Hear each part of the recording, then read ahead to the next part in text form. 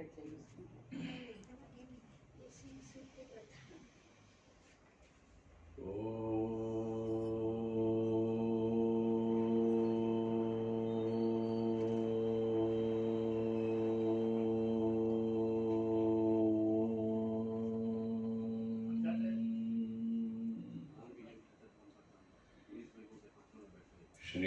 परमात्मने नमः। श्री गणेशाय नमः। श्री सरस्वत्यै नमः।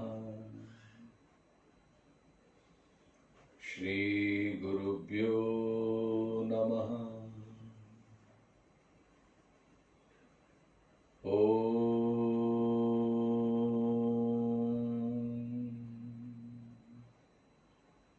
नमो भगवते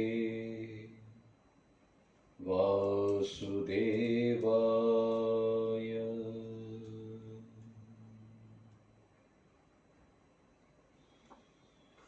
ॐ पार्थाय प्रतिबोधितां भगवता नारायणेन स्वयं व्यासेन ग्रथितां पुराणमुनिना मध्ये महाभारतम्।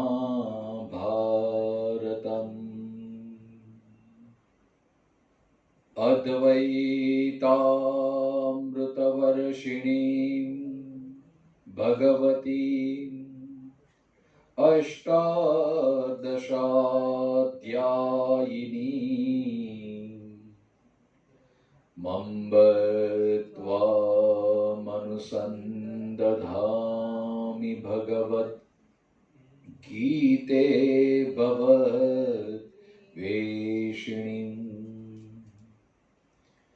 नमोऽस्तु ते व्यासविशालबुद्धे पुल्लारविन्दायतपत्रनेत्र येन त्वया भारततैलपूर्णः प्रज्वालितो ज्ञानमय प्रदीपः प्रपन्ना पारिजाताय स्तोत्रवेत्रैकपाणये ज्ञानमुद्राय कृष्णाय गीतामृतदुहे नमः। सर्वोपनिषदो गावो दुग्धा गोपालनन्दनः पार्थो वत्ससुधीर्भोक्ता दुग्धं गीतामृतं महम्। वसुदेवसुतं देवं कंसचाणूरमर्दनं देवकी परमानन्दं कृष्णं वन्दे जगद्गुरुम्। भीष्मद्रोणतटा जयद्रथजला गान्धारनीलोत्पला शल्यग्राहवती कृपेण वहनी कर्णेन वेलाकुला अश्वत्थामविकर्णघोरमकरा दुर्योधनकाञ्चीकुला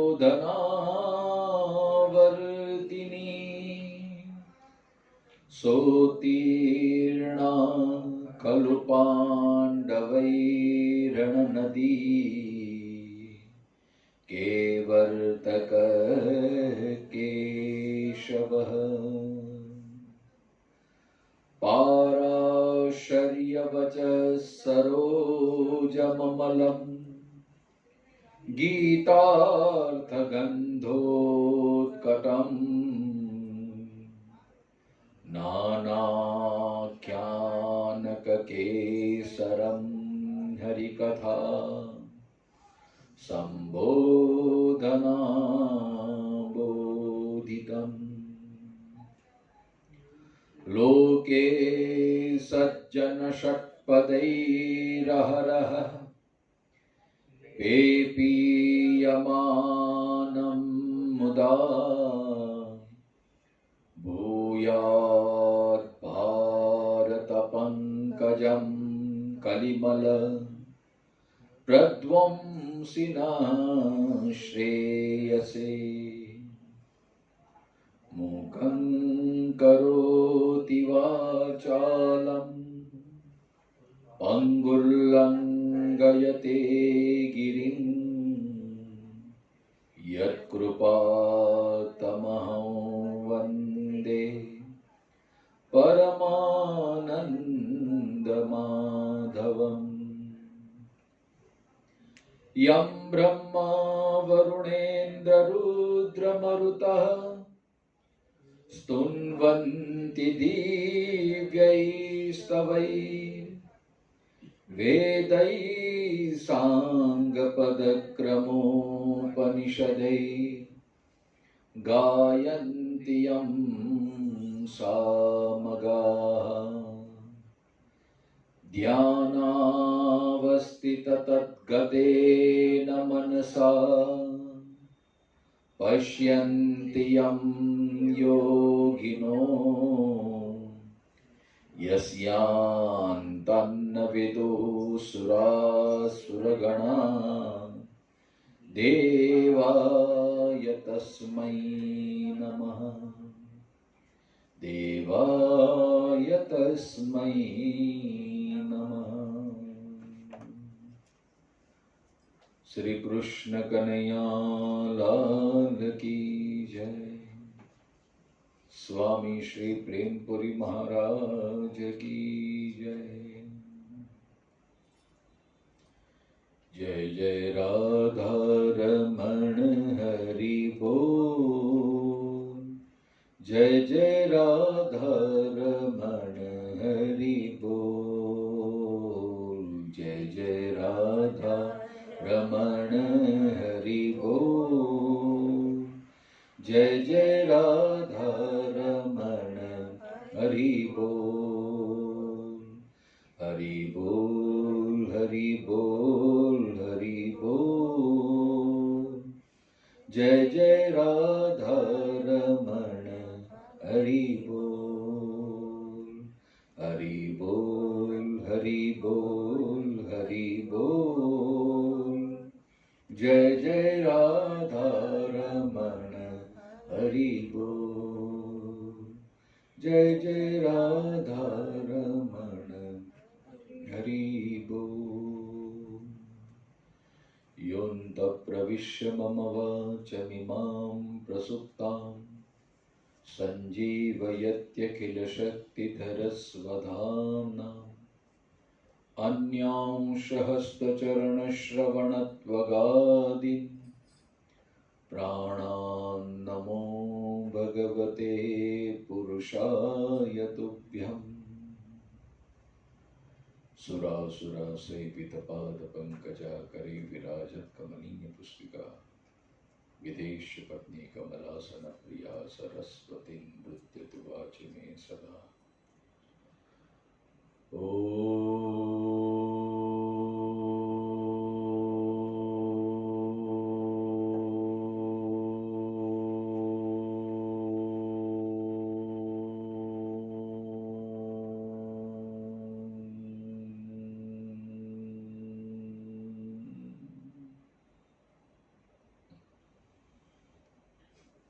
आइए आज गीता के 11वें अध्याय का 31वां श्लोक हमने 27, 28, 29, 30 ये 4 श्लोक का हमने कल दर्शन किया था 2 दिनों में। आज 31 श्लोक का हम पारायण करेंगे। आख्याहि मे को भवानुग्र रूपो, आख्याहि मे को भवानुग्र रूपो, नमोस्तु ते देववर प्रसीद, नमोस्तु ते देववर प्रसीद। विघ्नातुमिच्छामि भवन्तमाद्यं, विघ्नातुमिच्छामि भवन्तमाद्यं, नहि प्रजानामि तव प्रवृत्तिं, नहि प्रजानामि तव प्रवृत्तिम्। आख्याहि कथय मे मह्यम्, आख्याहि कथय मे मह्यम्, को भवान् उग्ररूपः क्रूराकारः, नमः अस्तुते तुभ्यं हे देववर, देवानां प्रधान, प्रसीद प्रसादं कुरु, विघ्नातुं विशेषेण ज्ञातुम् इच्छामि भवन्तम्, आद्यम् आदौ भवम् आद्यम्, नहि यस्मात् प्रजानामि तव त्वदीयां प्रवृत्तिं च इष्टाम्, प्रवृत्तिं चेष्टाम्।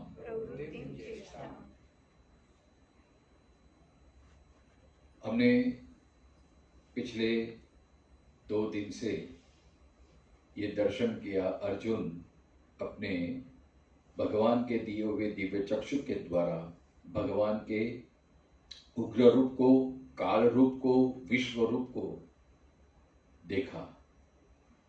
और ये अर्जुन के लिए बहुत ही विलक्षण, विचक्षण, अवर्णनीय और अद्वितीय ऐसा रूप था जो अब तक अर्जुन ने ऐसा कभी सोचा न था, कल्पना न की थी। ऐसा भयंकर रूप जब अर्जुन ने देखा, और कैसा भयंकर रूप, जैसे भगवान के एक काल रूपी मुख में, और वो भी अग्नि से प्रज्वलित ऐसे मुख में, सारे कौरव सेना के और पांडव सेना के सभी सैन्य और महारथी शूरवीर सैनिक वहां भगवान के काल रूपी मुख में जा रहे हैं, और देह छिन्न विच्छिन्न हो रहा है। ऐसा उग्र रूप देख के अर्जुन घबरा गया है, और यहाँ अर्जुन भयभीत होके पूछ रहा है, आख्याहि मे को भवान उग्र रूपः। देखो, अब तक अर्जुन को सिर्फ भगवान का सौम्य रूप का ही सानिध्य प्राप्त हुआ है, और भगवान तो इतने परम कृपालु, परम दयालु, करुणावलय की कर्तुम अकर्तुम अन्यथा कर्तुम ऐसे परम तत्व आज भगवान साकार रूप में यहाँ पे अर्जुन के सारथी के रूप में, ड्राइवर के रूप में विद्यमान है। और आगे अर्जुन अपना भाव प्रकट करेगा कि अर्जुन को तो कृष्ण माने मेरा सखा है, यादव है, हे सखा है यादव, ऐसे संबोधन करता है। कभी कभी उपहास करता है, उल्लास करता है, साथ में सोता है, खाता है, पीता है, बैठता है। तो अचानक से जब ऐसा रूप आ गया है तो अर्जुन अपनी जिज्ञासा प्रकट करता है कि मुझे बताइए कि भयंकर आकार वाले आप कौन हैं। अब देखो अर्जुन को तो पता है कि ये भगवान कृष्ण हैं, लेकिन ऐसा रूप, भगवान की बात छोड़िए, हम व्यवहार में भी जिसके साथ हम निरंतर रहते हैं, जब तक व्यक्ति शांत रहता है हमें भली सहजता लगती है, लेकिन कभी कभी संजोगवशात, परिस्थितिवशात जब आदमी उग्र बन जाता है और जब क्रोध करने लगता है, तो सामने वाला आदमी एकदम हक्का बक्का रह जाता है। भाई एक अचानक क्या हो गया आपको, एकदम इतना क्यों एकदम एक्साइट हो गया आप कौन थे हैं? कभी कभी किसी को आवेश आता है, देखो किसी को जब आप आवेश आता है, क्रोध का आवेश आता है, मोह का आवेश आता है, लोभ का आवेश आता है, तो हमारी रेखाएं बदल जाती है, हमारे चेहरे बदल जाते हैं, है ना। सौम्य रूप जो होता है अचानक उग्र रूप धारण कर लेता है। तो भगवान तो ये सब जो भाव हैं वो तो भगवान से ही उद्दत्त होने वाले हैं, तो भगवान का तो कितना भयंकर रूप होता है। और ये बात ऐसा नहीं कि भगवान ने अर्जुन को पहले भी दिखाया था, और सिर्फ अर्जुन के सामने नहीं, ऐसे पुराण में कितने हमें दृष्टांत मिलते हैं कि भगवान ने सबको ही दर्शन कराया है। सबसे पहले तो माता यशोदा को रामायण रामचरितमानस में भी ये प्रसंग आता है, काकभूषणी को भी ये विश्वरूप का दर्शन हुआ है, ब्रह्मांड का दर्शन हुआ है। तो कई जगह भगवान ने अपना ये प्रभाव प्रकट किया है, लेकिन यहाँ पे तो एकदम संपूर्ण रूप से, मतलब काल रूप से, तो ये उग्र रूप भगवान का देख के अर्जुन भयभीत हो गया है। और वैसे भी बच्चा जो होता है, जब बाप गुस्से हो जाता है तो बच्चा भी डर जाता है ना। तो यहाँ भी अर्जुन वो जीव का ही प्रतीक है, अर्जुन तो हमारा ही प्रतिनिधित्व है। तो भगवान की जब कठोर कृपा होती है, कृपा कई प्रकार की होती है, जब कठोर कृपा होती है तो हम भयभीत हो जाते हैं, है ना, हम डर जाते हैं। कभी कभी पिता की उंगली पकड़े हुए भी ऐसा संजोग हो जाता है कि बच्चा डर जाता है, तो और ज्यादा वो पिता से लिपटने की कोशिश करता है। तो यहाँ पर अर्जुन पूछ रहा है कि आप कौन हैं? उग्र रूपः नमोस्तुते, अभी नमस्कार भी कर रहा है। अब देखो अर्जुन की दो स्थिति है, एक तरफ वो भयभीत भी है और दूसरी तरफ वो नमस्कार भी कर रहा है। देव देवर प्रसीद, हे देववर, देववर माने देववर। यहाँ पे शंकराचार्य जी ने व्याख्या की, देववर का भाव क्या किया है यहाँ पे, तो देवानाम प्रधान, देवताओं में जो प्रधान है, वर माने श्रेष्ठ, वर माने जो सबसे ऊंचा है उसको वर कहा जाता है। वर माने जो प्रधान रूप से है, तो ये तो देवादिदेव में पूर्ण पुरुषोत्तम है, पर ब्रह्म परमात्मा है, इसलिए देवताओं में जो श्रेष्ठ है से हे देववर, अर्थात देवों प्रधान आपको नमस्कार हो, मैं आपको नमस्कार करता हूं, आप कृपा करें। कृपा करें माने ये अपना जो उग्र रूप है उसको थोड़ा शांत करें। सृष्टि के आदि से होने वाले आप परमेश्वर को मैं भली प्रकार जानना चाहता हूं। अब देखो, अब तक अर्जुन ने कृष्ण के साथ इतना सहवास किया है, फिर भी वो अर्जुन को और जिज्ञासा पे, आप वास्तव में कौन हैं? जैसे कलाकार भी होता है ना साहब, वो प्रसंगोपात अपना अलग अलग भावभंगिमा के द्वारा भाव प्रकट करते हैं। कभी कभी ऐसा मेकअप धारण कर लेते हैं कि वो हम उसके जो असली चेहरे को ही भूल जाते हैं। तो एक नट में इतना सामर्थ्य होता है, तो ये तो नटराज है ना। सतसृष्टि तांडव रचयिता नटराज राज नमो नमः। तो ये तो भगवान इतनी कितनी उसके इसके अंदर इतने भाव हैं सब, इसलिए कहते हैं कि मैं और आपसे जानना चाहता, आप और क्या क्या बन सकते हैं, आप और क्या क्या है ऐसे, तो मैं आपको अच्छी प्रकार भली प्रकार जानना चाहता हूं। विशेषण ज्ञातुम, विशेषण माने अलग रूप से। अब तक तो मैं आपको सखा के रूप में, यादव के रूप में, मित्र के रूप में, इतनी मेरी पहचान है, उससे भी और आप और कई हैं, और कोई हैं। और देखो वास्तव में ये भी एक परम वास्तविकता है कि जिसके साथ हमारा बड़ा सानिध्य रहता है, जिसके साथ हमारा बड़ा सहवास होता है, भले वो आदमी ऊंची उच्च कोटि का हो, लेकिन हमारे लिए तो बहुत साधारण रहता है ना। वो सब बाहर रहता है, लेकिन परिवार में तो आते हैं तो एकदम साधारणता के रहते हैं।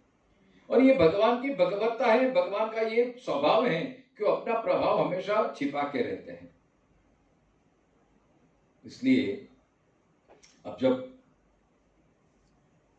पिता होता है तो उसकी तो बड़ी पहचान है, बाहर बड़ा स्टेटस है, लेकिन जब घर में आते बच्चे के सामने तो एकदम बच्चे जैसा ही हो जाते हैं। तो बच्चे को तो ऐसा लगता है बस मेरा पापा है।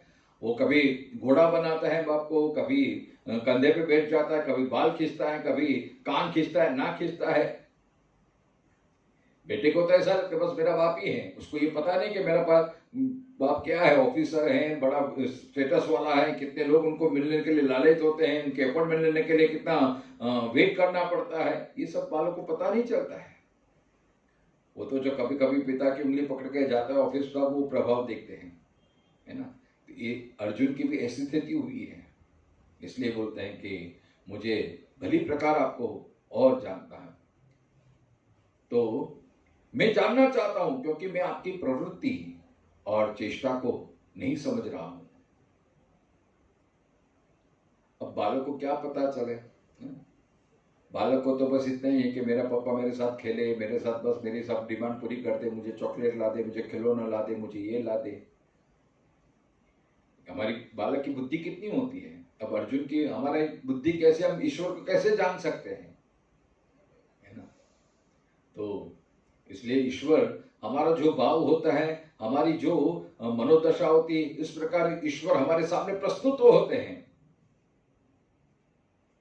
इसलिए एक ही परमात्मा श्री कृष्ण है।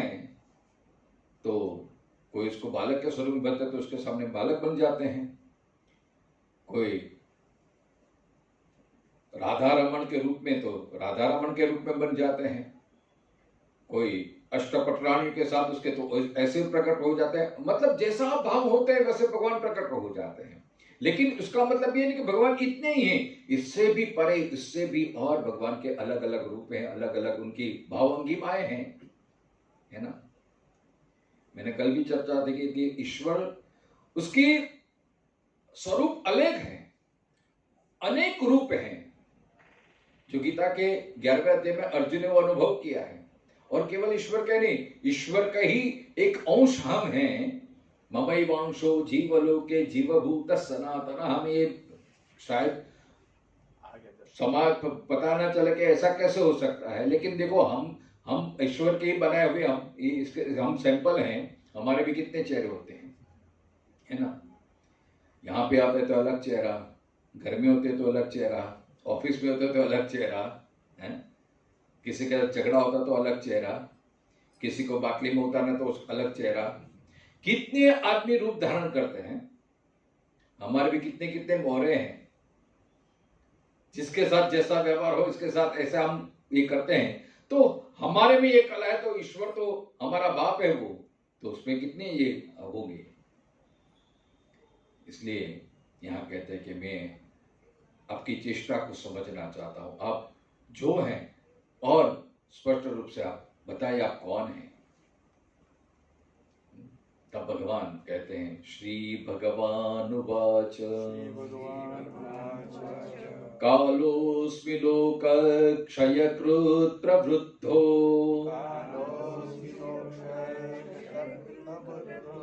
कालोऽस्मि लोकक्षयकृत् प्रवृद्धो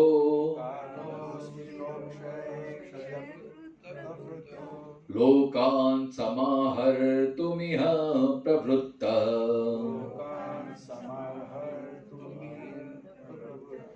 लोकान् समाहर्तुमिह प्रवृत्तः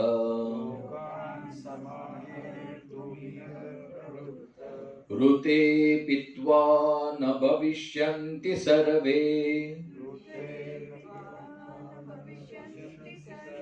ऋते पीत्वा न भविष्यन्ति सर्वे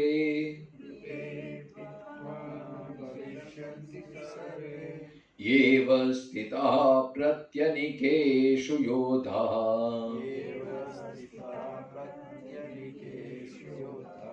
येव स्थितः प्रत्यनीकेषु योधाः।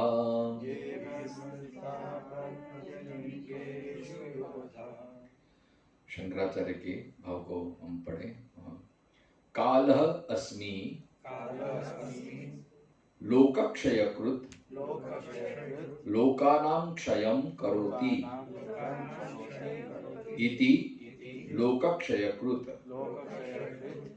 प्रवृद्धो वृद्धिं गतः यदर्थं प्रवृद्धः तच्छृणु लोकान् समाहर्तुं संहर्तुं इह अस्मिन् काले प्रवृत्तः घुरुते अपि विना अपि त्वां न भविष्यन्ति भीष्म द्रोण कर्ण प्रभृतयः सर्वे येभ्यः तव आशंका ये अवस्थिताः प्रत्यनीकेषु अनीकं प्रति प्रत्यनीकेषु प्रतिपक्षभूतेषु अनीकेषु योद्धारः। भगवान अपना परिचय देते हैं क्या? कालोस्मि, मैं काल हूं। और ये यहां पे ही प्रथम बार नहीं बोल रहे हैं, 10वें अध्याय में भगवान ने 2-3 बार संकेत दिया है। कालोस्मि भरतर्षभः आगे के अध्याय में आया हुआ है, पिछले के अध्याय में काल मेरा स्वरूप है। तो यहां पे भी वही पुनरावृत्ति कर रहे हैं भगवान का, मैं लोगों का नाश करने वाला। यहां पे विशेष कौन सा काल? लोकक्षयकृत प्रवृद्धो। देखो काल होता है अलग अलग प्रकार के।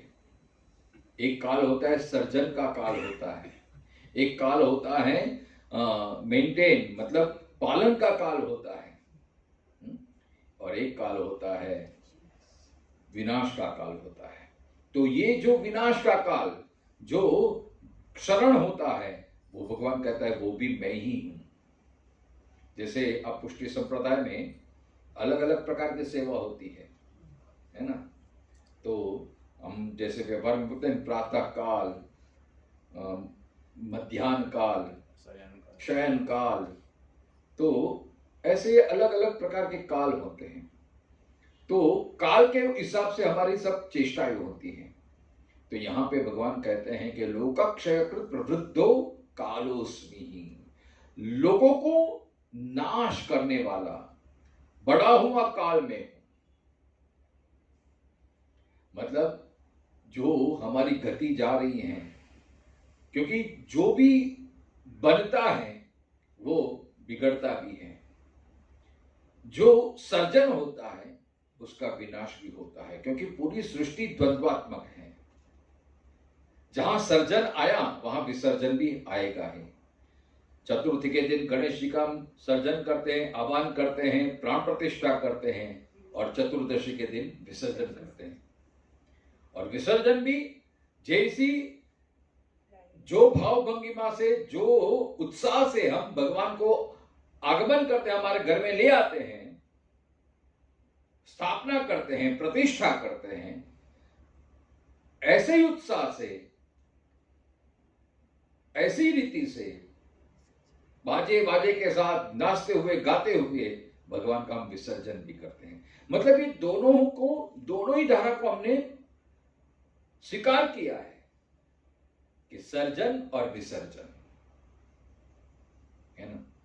तो ये भगवान का ही स्वरूप है। भगवान सर्जन भी करते हैं और समय आने पर भगवान विसर्जन भी करते हैं, क्षय भी करते हैं, काल भी करते हैं। भगवान कहे मैं ही हूं, ये काल में हूं, मैं जिस लिए बड़ा हुआ हूं वह सुन, क्यों बड़ा हुआ हूं। भगवान कहते हैं इस समय में लोगों का संहार करने के लिए प्रवृत्त हुआ।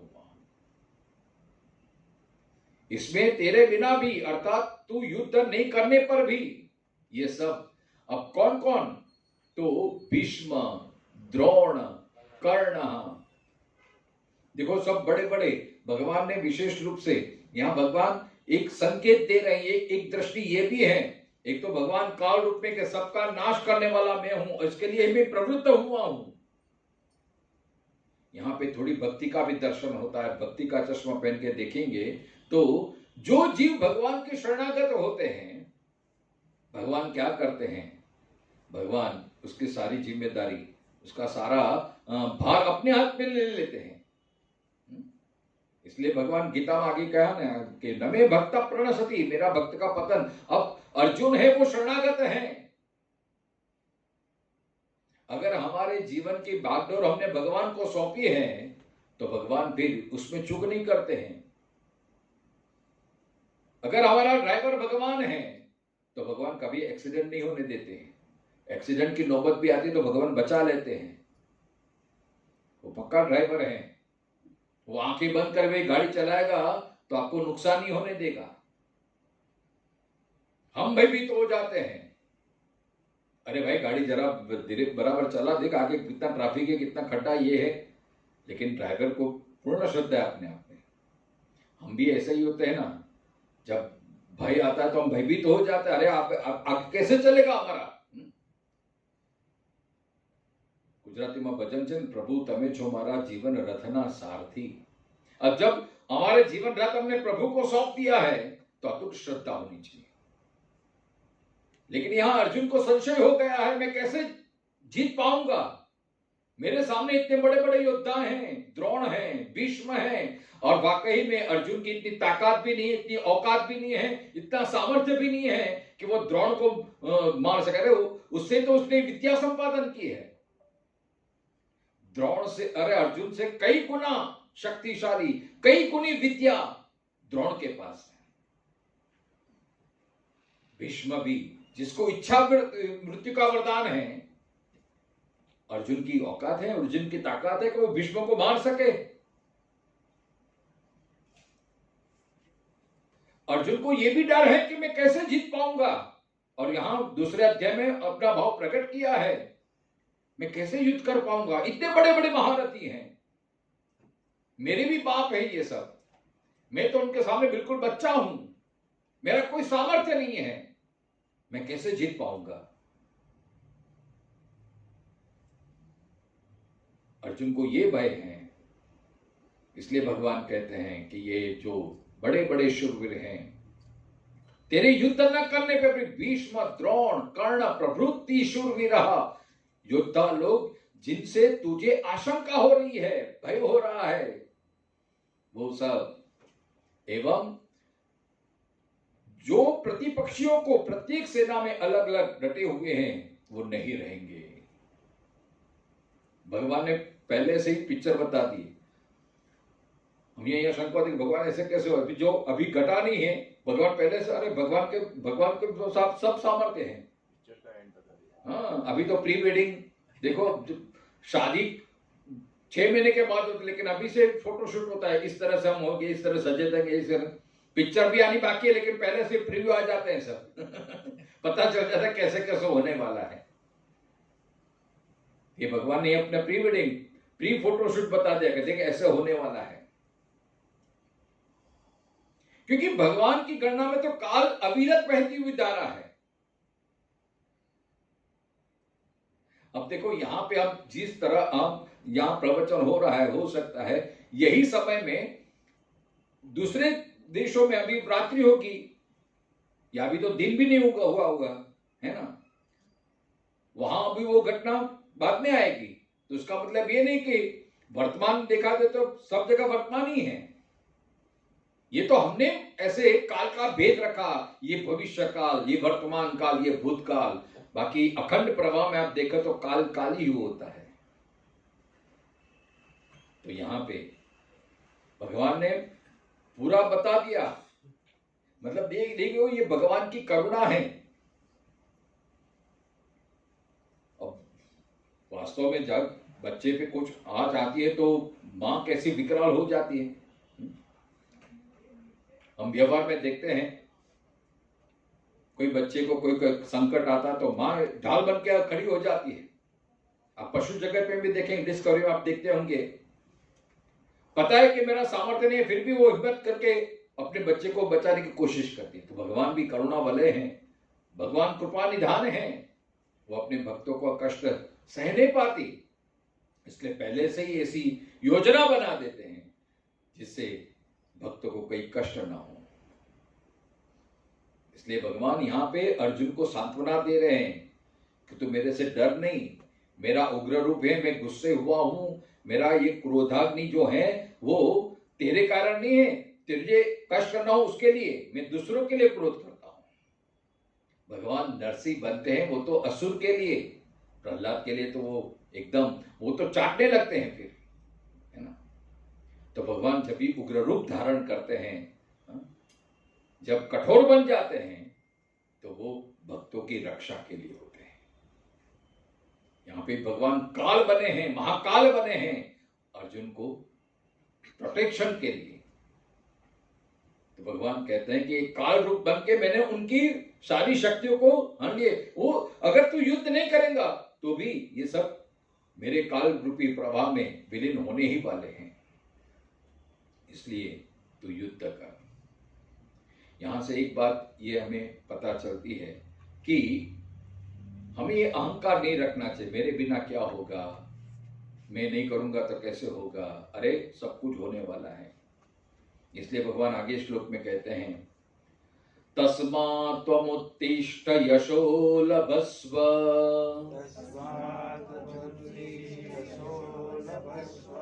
तस्मात् त्वमुत्तिष्ठ यशो लभस्व, जित्वा शत्रुन् भुङ्क्ष्व राज्य समृद्धम्, जित्वा शत्रुन् भुङ्क्ष्व राज्य समृद्धम्, मयैवेते निहिता पूर्वमेव, मयैवैते निहिता पूर्वमेव, निमित्तमात्रं भव सव्यसाचिन्, निमित्तमात्रं भव सव्यसाचिन्, तस्मात् त्वम् उत्तिष्ठ, तस्मात् त्वम् उत्तिष्ठ भीष्म द्रोण प्रभृतयः अतिरथा अजेया देवैः अपि अर्जुनेन जिता इति यशो लभस्व केवलं पुण्यैः हि तत् प्राप्यते, जित्वा शत्रुन् दुर्योधन प्रभृतिन् भुङ्क्ष्व राज्यं समृद्धम् असपत्नम् अकंटकम् मया एव एते निहता निश्चयेन हताः प्राणैः वियोजिताः पूर्व एवं निमित्तमात्रं भवत्वं हे सव्यसाचिन्, सव्येन वामेन अपि हस्तेन शराणां क्षेपात् सव्यसाची इति उच्यते अर्जुन। अब यहां भगवान को सांत्वना देते हैं। पहले कहा कि मैं काल हूं जो इन सबको ग्रसने के लिए आया हूं, मतलब हे अर्जुन तू चिंता मत कर, ये मेरे द्वारा काल के रूप में इनकी शक्तियों को मैंने क्षीण कर लिया है। तू जो भयभीत हो रहा है द्रोण के सामने, भीष्म के सामने, कर्ण के सामने, जो तेरे से भी बड़े शूरवीर हैं, तेरे से भी बड़े शक्तिशाली हैं, तेरे से भी बड़े महारथी हैं, अगर उसके कारण तुझे भय लगता हो तो तू चिंता मत कर, मैं तेरे सामने खड़ा हूं, मैंने पहले से उनके बल को ले लिया है। ये ढाढ़स बंधाया है अर्जुन को, और बाद में बोलते हैं अब तू खड़ा हो जा उत्तिष्ठ, तस्मात् त्वम उत्तिष्ठ, इसलिए तो खड़ा हो। जैसे पहला दूसरे अध्याय में भगवान कहना क्लैब्यम आत्मगमा सपार्थ त्यक्तोत्तिष्ठ परंतपः क्षुद्रम हृदय दौर्बल्यम, तेरा भय छोड़ दे, तेरी दुर्बलता को छोड़ दे, तेरी असमर्थता को छोड़ दे, तू समर्थ है क्योंकि तू मेरा भक्त है, तू मेरे साथ है। जब आदमी भयभीत होता है, मित्र होता है, तो अरे तू चिंता क्यों करता है, मैं हूं तेरे साथ यार, तू चल, हो जाएगा तेरे से। जैसे कोई मंजा हुआ कलाकार है हमारे सामने, बहुत ही प्रसिद्ध ये सुजाताबेन मेहता, जो कितनी उम्दा कलाकार है, हमारे गुजराती चित्रपट के गौरव हैं। अब उनके सामने कोई नया नया आया है जो पहली बार हो रहा है, तो सुजाताबेन बता रहे चिंता मत कर यार, मैं हूं तेरे साथ, सब हो जाएगा काम। और वो ऐसे कर देते हैं, ऐसा माहौल बना देते हैं कि सामने वाला जो बेचारा एकदम नया नया है, जो अभी प्रवेश किया है, जिसकी अभी जर्नी शुरू हो रही है, उनको ऐसा ऐसा माहौल बना देते हैं कि उसको एकदम आसानी से हो जाता है। हाँ, भगवान भी ऐसे ही करते हैं, अरे बेटा मैं तेरे साथ हूं, तू चिंता मत कर। सच्चा मित्र हो ये ढाढ़स बताता, अरे मैं तेरे साथ हूं, चिंता मत कर। यहां भगवान भी हमें एक बता रहे हैं, तू चिंता छोड़ दे, कैसे होगा क्या होगा। हम बस यही ख्याल में शुरुआत ही नहीं करते। भगवान कहते तू चलने की शुरुआत कर दे, तू खड़ा हो जा, तू बैठ मत जा, तू निराश मत हो, तू बस पुरुषार्थ कर। इसलिए भगवान कहते हैं, इसलिए तू खड़ा हो।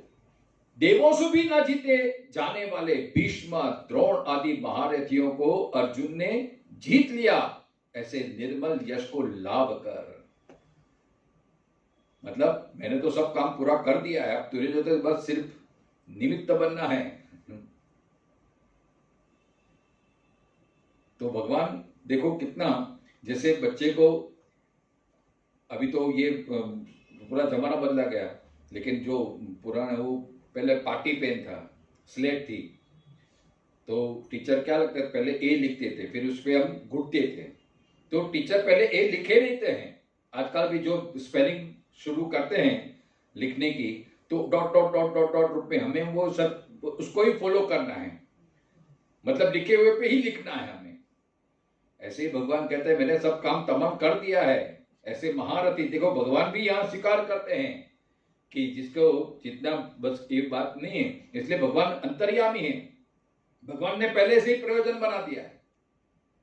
महाभारत का आपको प्रसंग मालूम है ना, जब अब भीष्म को इच्छा मृत्यु का वरदान है, तो भगवान देखो, यही तो भक्ति मार्ग का ये सौंदर्य है।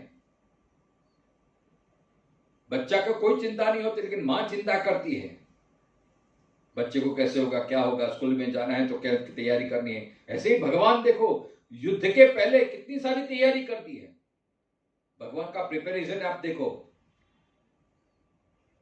महाभारत का प्रसंग है, जब युद्ध का शुरुआत हुई तो भीष्म ने, दुर्योधन की पत्नी गई है वहां भीष्म के यहाँ, अब कृष्ण को पता चल गया, और भीष्म का एक तो प्रतिज्ञा है और सत्य वचन है, जब भीष्म बोल देते हैं, इसलिए कहा था ना भीष्म प्रतिज्ञा है, तो उसको टाला नहीं जा सकता। तो भगवान ने कैसी लीला कर दी कि दुर्योधन की पत्नी जा, उसके पहले द्रौपदी को भेज दिया,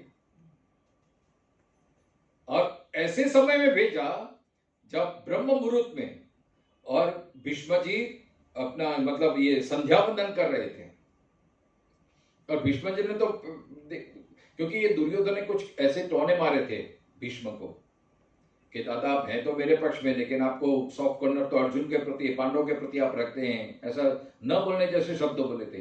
तब भीष्म ने कहा कि तुझे ऐसा लगता है तो कल तेरी पत्नी को मुझे भेज देना, उसको मैं आशीर्वाद दे दूंगा, अखंड सौभाग्यवती, तेरा बाल बांका नहीं होगा। तो कृष्ण को ये बात पता चला, तो भगवान ने ये लीला की, तो द्रौपदी को पहले ही भेज दिया। भीष्म ने ये सोचा कि ये तो दुर्योधन की पत्नी आई होगी,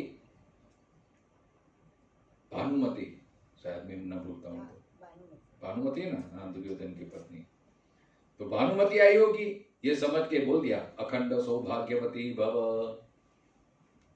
बस द्रौपदी तो एकदम खुश, बस दादाजी आपका आशीर्वाद सत्य हो, अब जैसी बात सुनी तो द्रौपदी के, अरे तू यहाँ कैसे, किसने भेजा तेरे को? कृष्ण ने। भीष्म जी समझ गए। फिर भीष्म ने अपनी मृत्यु की कैसे मतलब योजना बता दी कि ऐसा काम करना, शिखंडी को सामने रखना तो मैं बाण नहीं चलूंगा, अर्जुन के लिए आसान हो जाएगा। देखो यही भगवान की भगवत्ता है, ये भगवान की करुणा है। इसलिए यहां भगवान कहते हैं कि इसलिए तू खड़ा हो और देवों से भी न जीते जाने वाले भीष्म, द्रोण आदि महारथियों को अर्जुन ने जीत लिया, ऐसे निर्मल यश को लाभ करते हैं भगवान, लेकिन यश पूरा देते हैं भक्तों को। मेरा आपकी कृपा से सब काम हो रहा है, करते हो तुम कन्हैया, लेकिन नाम मेरा हो रहा है। अब देखो गोवर्धन धारण तो भगवान ने किया है अपनी ये कनिष्ठ की अंगुली से, लेकिन भगवान कैसी लीला कर रहे हैं। ग्वाल बालों को ऐसा लगता है, अरे भाई हम टेका ये बालक कितना उचक पाएगा, तो अपनी अपनी लकड़ी यहां पे लगा रखे हैं। और भगवान ने ऐसे लीला भी की, लोगों को लगता है जैसे भगवान ने थोड़ा ऐसा अपनी शक्ति कम की तो गोवर्धन नीचे आने लगा, सब लोग घबरा गए, तो वापस भगवान ने धारण कर लिया। लेकिन भगवान क्या बोलते हैं, अरे आप लोगों ने सपोर्ट दिया उसके लिए तो ये सब मैंने धारण किया, आपके सहयोग से ये सब हुआ है। भगवान कभी ऐसा नहीं कहते मैंने किया है, सब करते हैं सब भगवान, लेकिन भक्तों को यश देते हैं। अरे बेटा ये तो तेरी कृपा से, ये चातुर्मास तो भगवान सो जाते हैं, मैं तो सो गया था बेटा, ये तो सब तूने किया है। यही भगवान की भगवत्ता है, जो यश दूसरों को दे। इसलिए तो मां भगवान अपनी मां को यशोदा अपनी माता बनाता है। यशोदा का अर्थ क्या आता है, यशोदाती इति यशोदा, जो यश दूसरों को दे दे, भले खुद करे सब कुछ करे, लेकिन दूसरों को यश दे देते हैं। भगवान भी ऐसे ही हैं, सब कुछ भगवान ही करते हैं। पर बेटा ये तो मैंने तेरे लिए आसान बना दिया है रास्ता, बस तेरे को सिर्फ थोड़ा निमित्त बनना है, इसलिए तू यश का ये ले ले। तो अर्जुन ने जिताई थी यशो लभस्व, ये तू लाभ ले ले, मैंने तेरे लिए ये सब ये कर दिया है। ऐसा यश पुण्यों से ही मिला करता है, क्योंकि ये कोई सामान्य युद्ध नहीं था, बड़ा विशिष्ट था, एकदम धर्म युद्ध था। इसलिए ये लाभ तू ले ले, क्योंकि तू ही समाज का हीरो बन जाएगा। फिर तो दुर्योधन आदि शत्रुओं को जीतकर समृद्धि संपन्न निष्कंटक राज्य हो। ये सब शूरवीर मेरे द्वारा निसंदेह पहले ही मारे हुए हैं, अर्थात प्राण विहीन किए हुए हैं। हे सव्यसाचिन, सव्यसाचिन का क्या होता है, अर्जुन की एक विशेषता है कि वो दोनों हाथ से शस्त्र चला सकते हैं। व्यवहार में कहते हैं ना, जो अशक्य काम होते हैं तो हम ढाढ़स बंधाने की हिम्मत, अरे ये तो यार बाया का काम है तेरे, यार क्या इतना तू ये कर रहा है, टेंशन मत ले, अरे डाबात नो खेल जैसा है, बतू थई जैसे था। इसलिए भगवान यही कहता है, तेरे तो बाया का खेल है, तू हिम्मत मत हार, तू निस्तेज मत हो, खड़ा हो जा। यही तो गीता का सौंदर्य है। गीता हमें खड़ा होने को बोलते हैं, गीता हमें उत्साहित करती है। चाहे कैसे विकट संजोग हो, चाहे कैसा प्रतिकूल संजोग हो, भगवान मेरे साथ है, बस ये विश्वास होना चाहिए। इसलिए सव्यसाचिन मतलब ये अर्जुन का विशेषण, अर्जुन को संबंध किया है। भगवान हमें सिखाता है कि अगर कोई ऐसा दुखी है, निराश है, तो उसको हिम्मत देना, उसको उत्साह देना, ये सच्ची भक्ति है।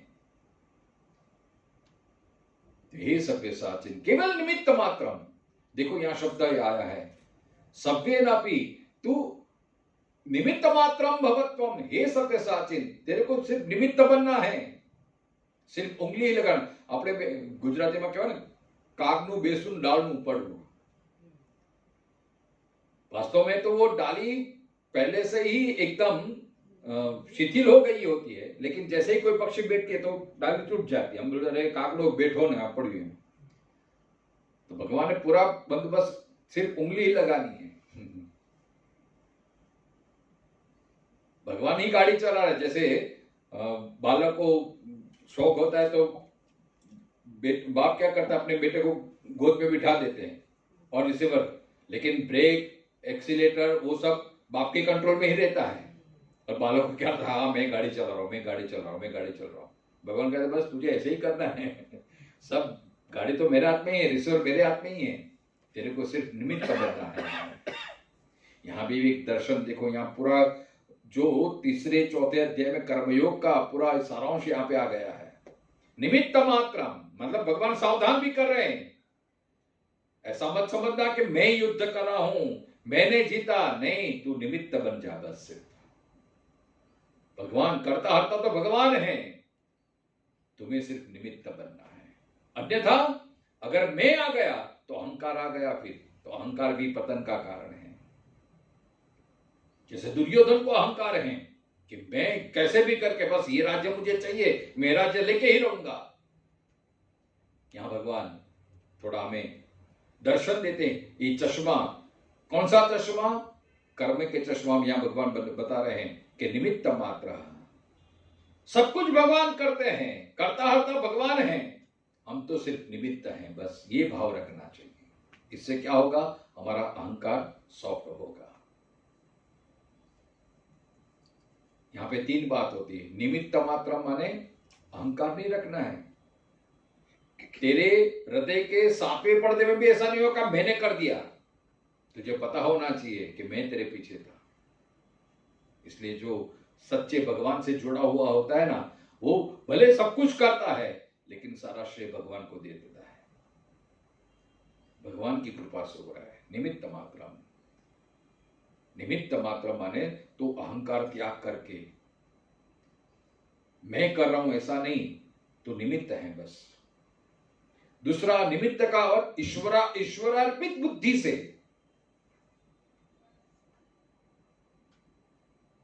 मैं मेरी बुद्धि से, मैं मेरे कौशल से नहीं, मुझे प्रेरणा देने वाला कोई और है। वैसे तो हमारा क्या सामर्थ्य है, इंद्रिया है, हम बोलते हैं कि मैं देख रहा हूं, अरे मैं नहीं देख रहा हूं, ये आपका सामर्थ्य नहीं है। आंख का जो देवता है उसके कारण हम देख पाते हैं।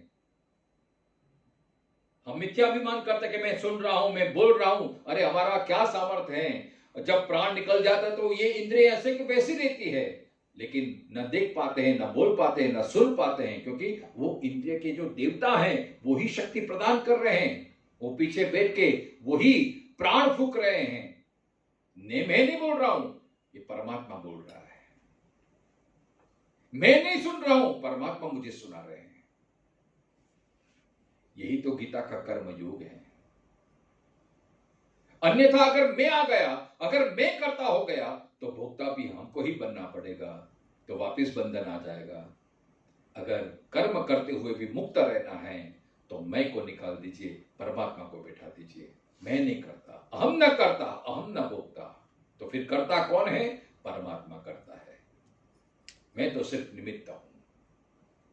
तो अहंकार को त्याग करके ईश्वरार्पण बुद्धि से, मात्र कर्तव्य का पालन करने से। देखो इसमें अब मैं नहीं करता हूं तो फिर मुझे युद्ध क्यों करने की नौबत है? मुझे नहीं करना है तो नहीं, इसका मतलब ये निष्क्रियता नहीं आनी चाहिए। कर्तव्य तो करते ही रहना चाहिए। जहां मेरा मतलब अर्जुन का एक कर्तव्य है, युद्ध करना, धर्म की रक्षा करना, राष्ट्र की रक्षा करना, राष्ट्र को बचाना, ये उसका धर्म है, ये उसका कर्तव्य है।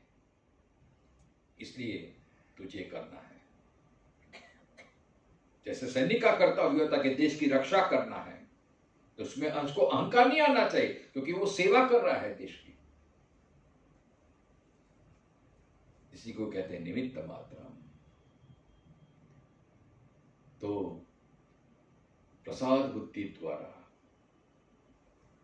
नहीं तो क्या है कि जो आयोजन करता है, हम प्लानिंग भी करते तो अरे ये तो मैंने किया है, मेरा प्लानिंग है, ये मैंने, ये सब मैनेजमेंट है, ये होगा, तो भी अहंकार आ जाएगा। भगवान मुझे जो होता है ना, धियो यो नः प्रचोदयात्, ये सरस्वती मुझे प्रेरणा कर रही है, ईश्वर मुझे प्रेरणा कर रही है, ये बुद्धि भी मेरी नहीं है, बुद्धि भी भगवान की है, ईश्वर ही मुझे करा रहा है। तो दृष्टा भाव से मैं तो साक्षी हूं, करता है कोई और सब क्रेडिट मेरे नाम पे आ रहे हैं, सब खाते मेरे नाम पे आ रहे हैं। तो ऐसे ही हम केवल इतना ही हो जाए, ईश्वर के हम इंस्ट्रूमेंट बन जाए बस। बांसुरी होती है, बांसुरी का महिमा तब तक है जब ये ईश्वर के, कृष्ण के हाथ में है, इसलिए बांसुरी की शोभा है ना। तो हम इंस्ट्रूमेंट बन जाए। આપણે ગુજરાતમાં ભજન છે ને, બસ હું તારું રમકડું બની જાઉં। फिर क्या होगा, जो प्रभु जैसे रखेंगे वैसे रहेंगे। फिर क्या होगा, कोई फरियाद नहीं होगी, कोई अहंकार नहीं होगा, जो हो रहा है सब ईश्वर की कृपा से हो रहा है बस। अच्छा और बुरा दोनों। हाँ अच्छा, हाँ बुरा भी, क्योंकि बुरा भी हमें लगता है बुरा है, लेकिन बुरा भी हमारे लिए अच्छाई बन के आती है कभी कभी। जो वर्तमान में हमें बुरा लगता है, हो सकता है वो फ्यूचर हमारे लिए बहुत अच्छा होगा। हमने कुछ गलत किया, हम रियलाइज करते हैं, वो हम कैसे बोले कि प्रभु प्रभु प्रभु क्या नहीं। अगर आपने इतनी, आपकी बुद्धि इतना समर्पण भाव हो गया तो आप बुरा कर ही नहीं सकते। अगर बुरा करते हैं तो ईश्वरार्पित बुद्धि हो ही नहीं सकती। ये तो जब सत्वगुण की वृद्धि होगी और भक्ति उत्कट होगी तब ये भाव उद्दीपन होगा।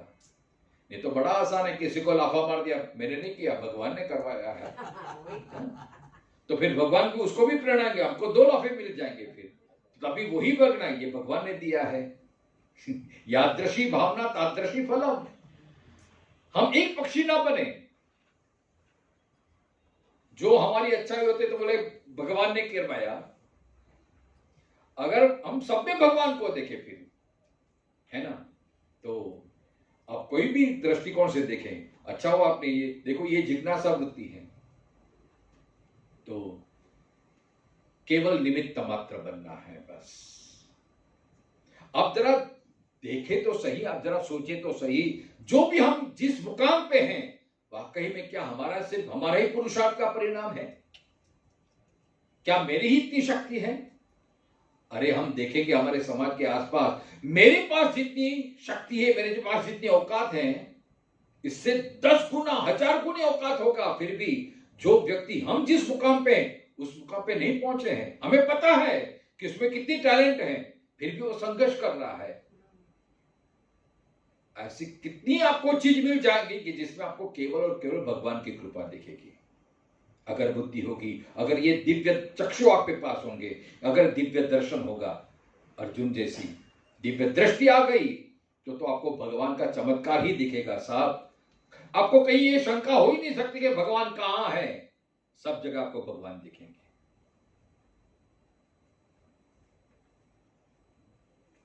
ये दिव्य दर्शन होना चाहिए, इसलिए गीता में नित्य आना पड़ेगा, नित्य प्रेमपुरी में आना पड़ेगा, नित्य सत्संग श्रवण करना, तब ये दिव्य दृष्टि प्राप्त होगी। घंटी बज गई, 7 बज गया, शेष कल। ओम पूर्णमदः पूर्णमिदं पूर्णात् पूर्णमुदच्यते पूर्णस्य पूर्णमादाय पूर्णमेवावशिष्यते। ओम शांति शांति शांति। शंकरं शंकराचार्यं केशवं बादरायणं सूत्रभाष्य कृतो वन्दे भगवन्तो पुनः पुनः। ईश्वरो गुरु आत्मेति मूर्तिभेद विभागिनी व्योमवत् व्याप्तदेहाय दक्षिणामूर्तये नमः।